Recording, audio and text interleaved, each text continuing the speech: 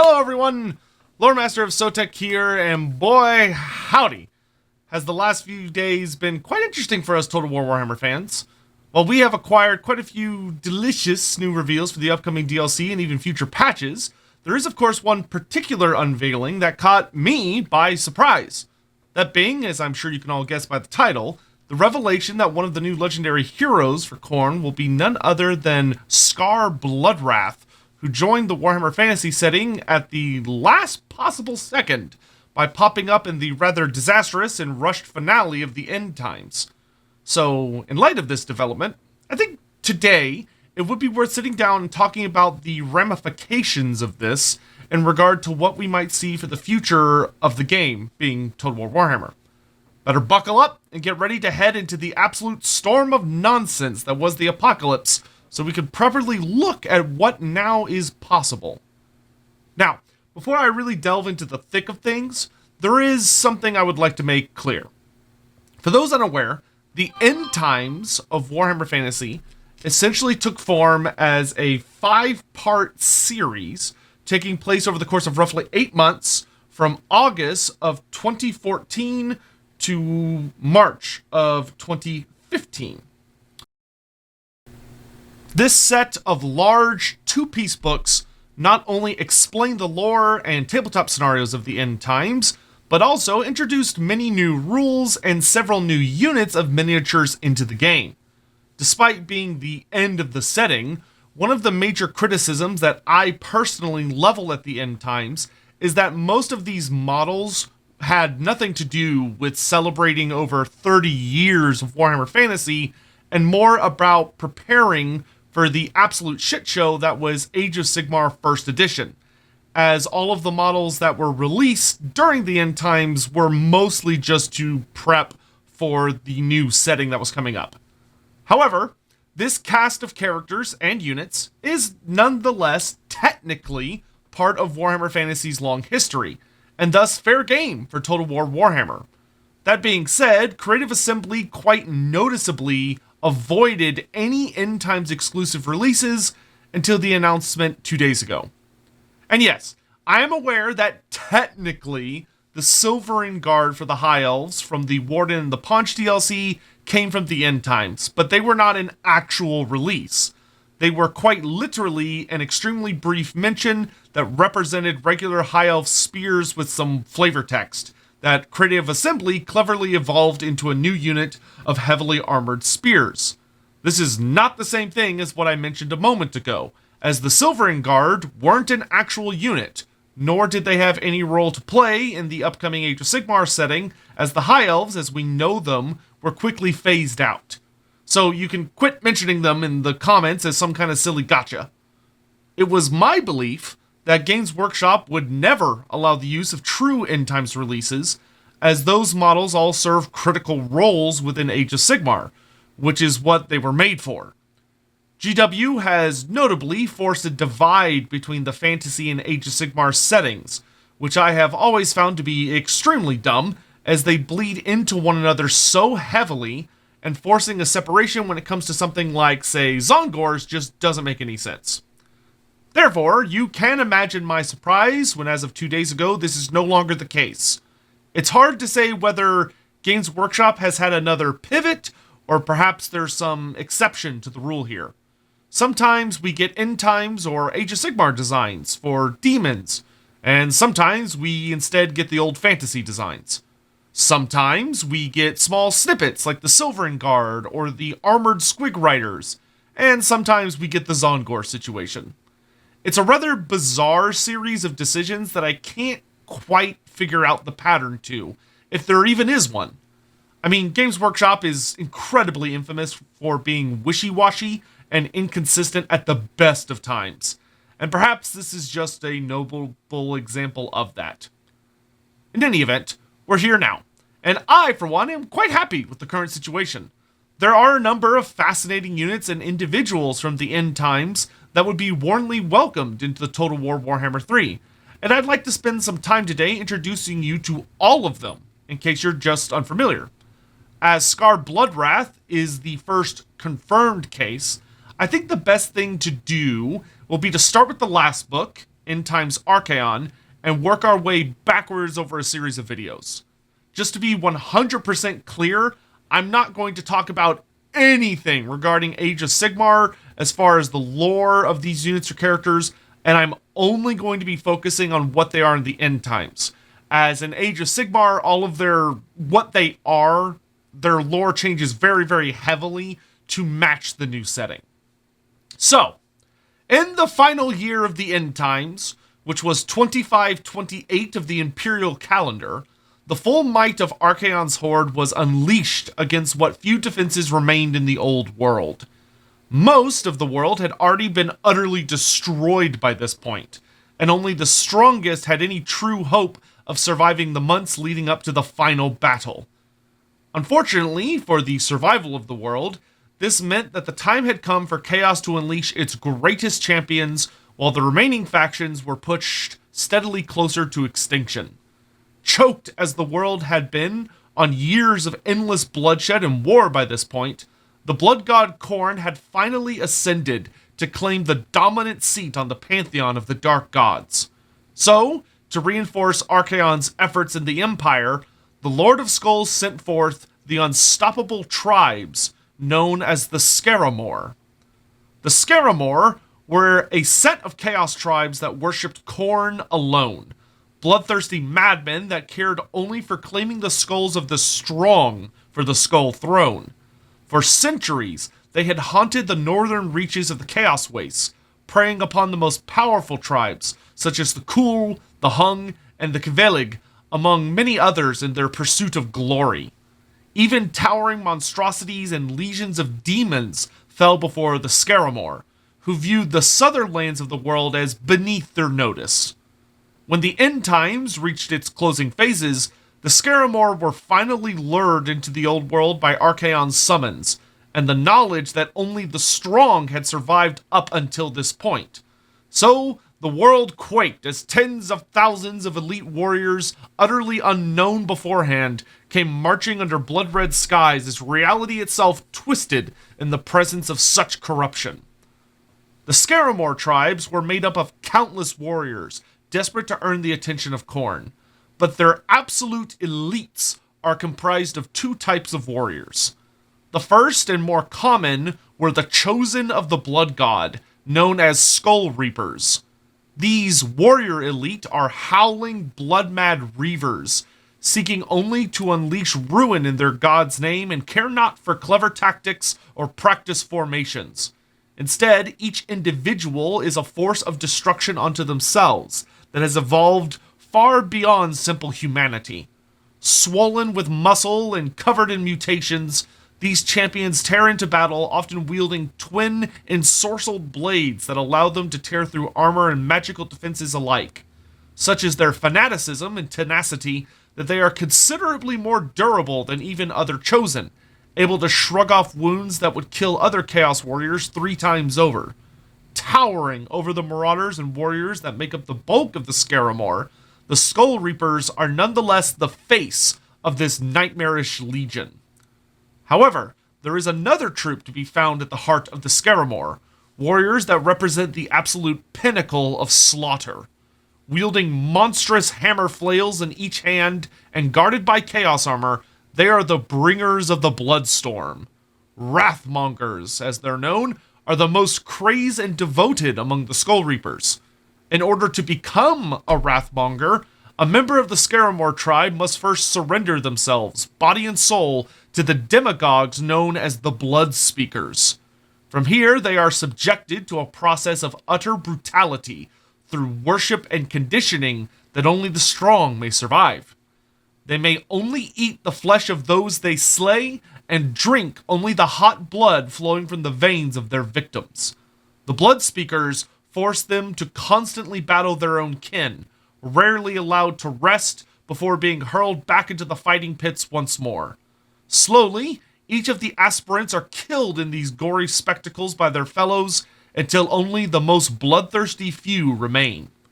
From here, they are taken on the Pilgrimage of Skulls by the Blood Speakers, a dangerous journey into the north that leads to the very edge of the realm of chaos. Awaiting them there is an immense mountain of skulls with a cornate shrine standing upon its peak.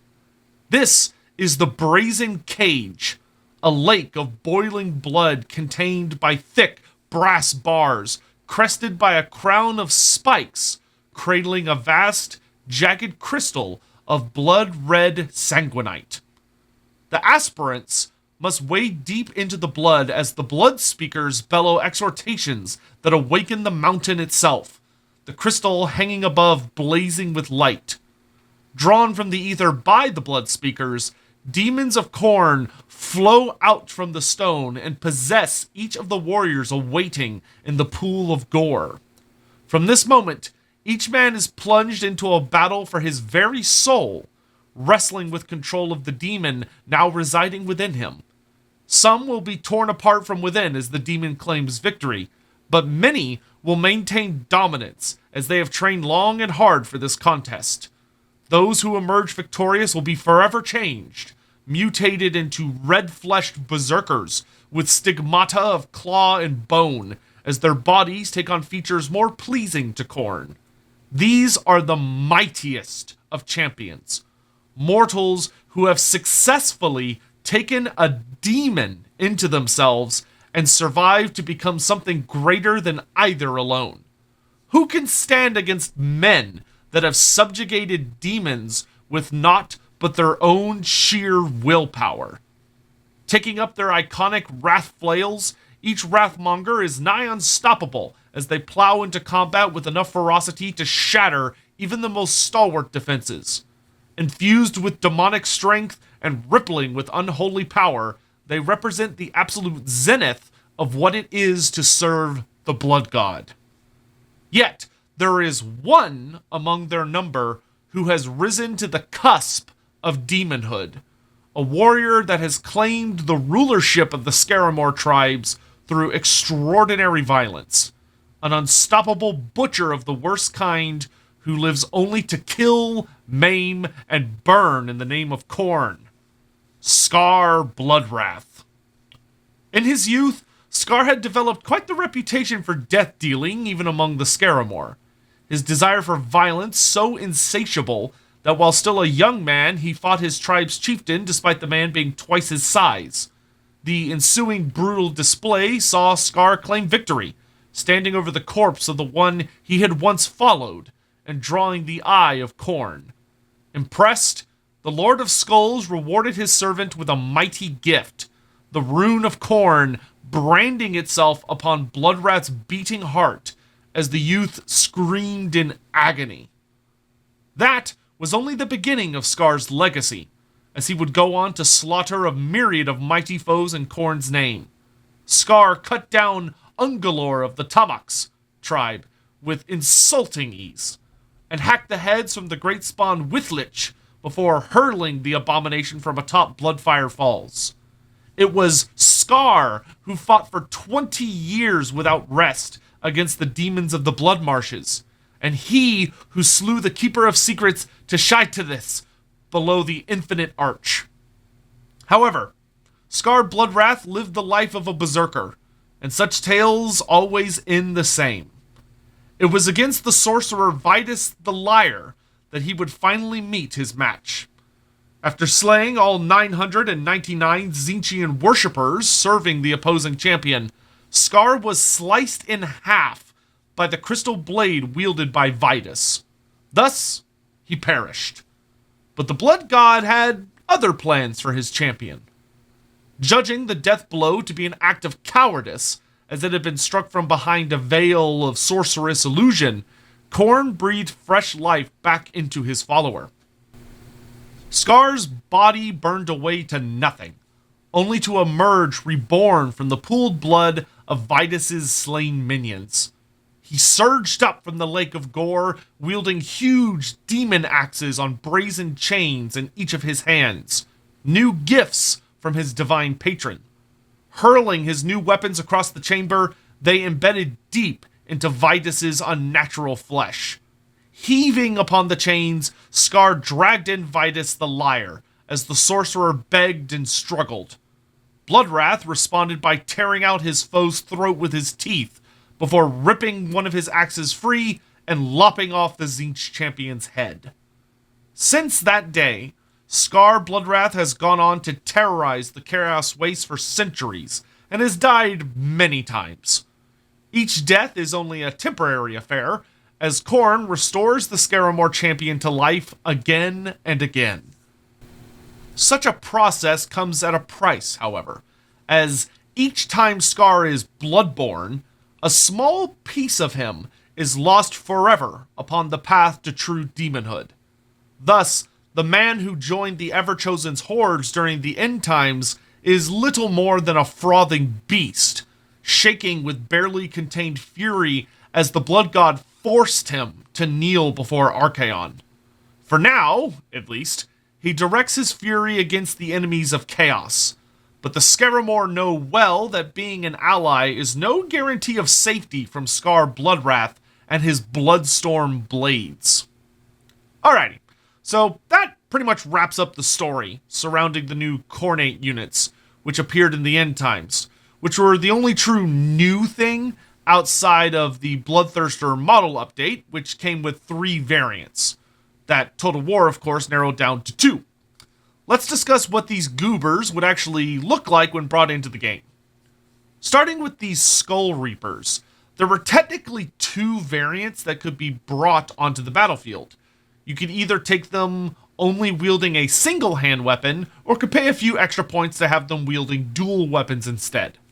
I suspect Total War will follow how the models actually look, which is to say that there will only be a single version that has a mixed group of fighters wielding twin blades, or a suspiciously large single weapon that totally isn't a great weapon despite the goofy size.